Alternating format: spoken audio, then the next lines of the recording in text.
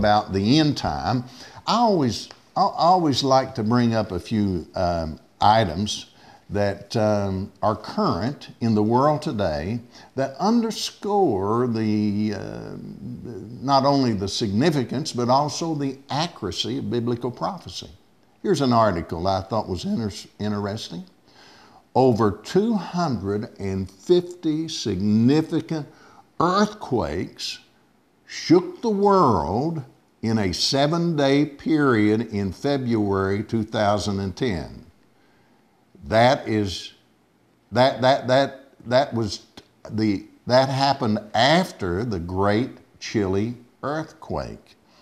And the significant earthquake is defined by this article is an earthquake of a magnitude higher than 4.5 on the Richter scale.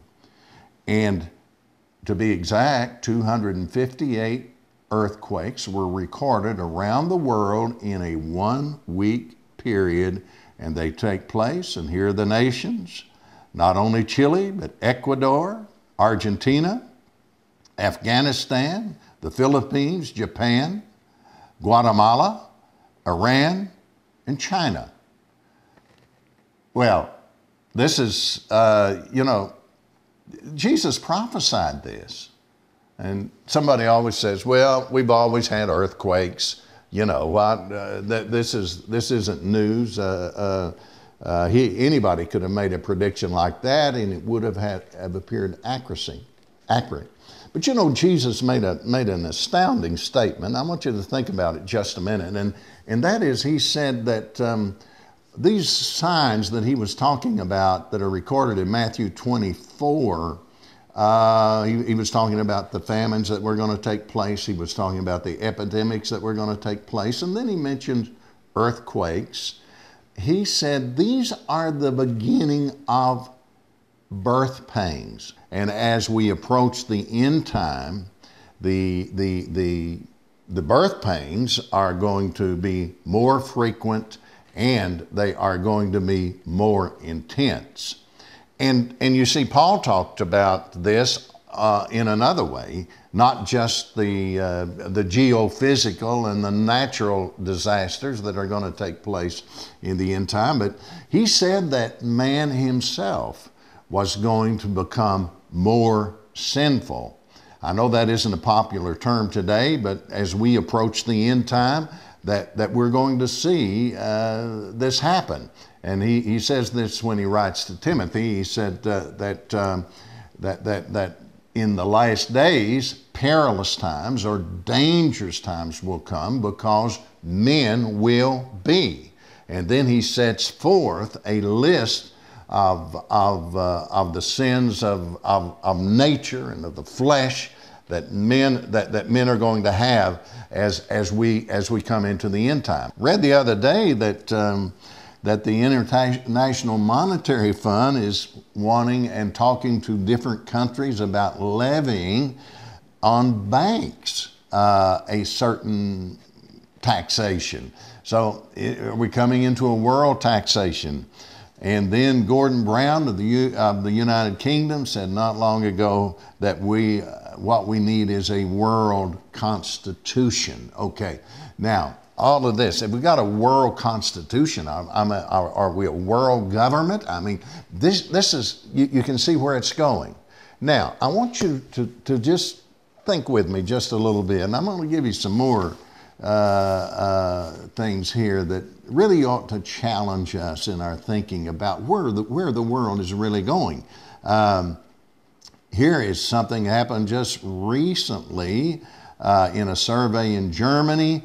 1 in 4 Germans want microchips under the skin.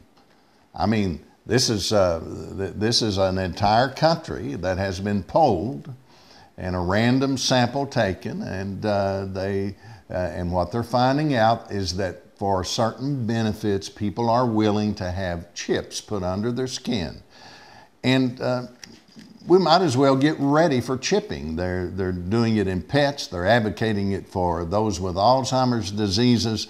They're putting them in clothing now. And the chips are, of course, radio frequency, RFIDs, radio frequency identification chips that convey all kinds of information about those who have the chips. And if they go under our skin, then and it would be good to some degree, because wouldn't it be good for a bank to know the criminal history of an individual when he walked inside the bank, if he had a history of robbing banks? I mean, you know, it would have some good applications. And what about medical applications, when on a chip could be stored your entire medical history, so that when you went to the doctor, that could be downloaded immediately and know everything that had ever happened to you medically. Vital statistics, age, social security number.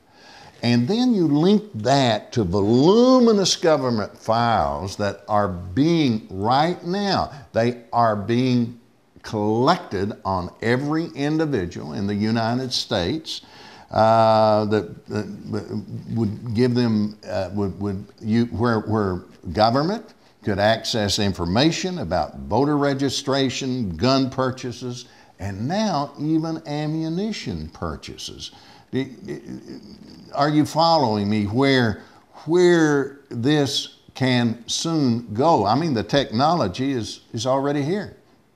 I was in Atlanta the other day in a suburb called Alpharetta, and a few days later read that in Alpharetta they had a hologram that was on the stage with a live person, and they could not tell the difference. The viewers were unable to tell the difference, and they were interacting with each other. They were unable to tell the difference between the hologram and the actual person.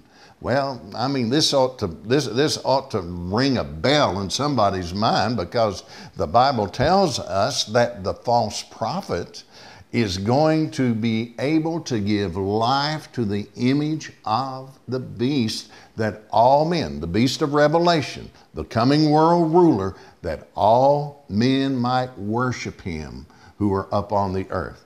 This is, if the Bible is true, if it is the Word of God, then that, my friend, is exactly where we're headed. And Daniel said the people are going to, in the last days, are going to have new revelation. And then he explained why. He said, knowledge shall be increased, and many shall run to and fro. And it's in this time, you see, in this historical setting, that you and I are able to look at world events and stand absolutely amazed, flabbergasted how that all of this was written in advance long before it took place.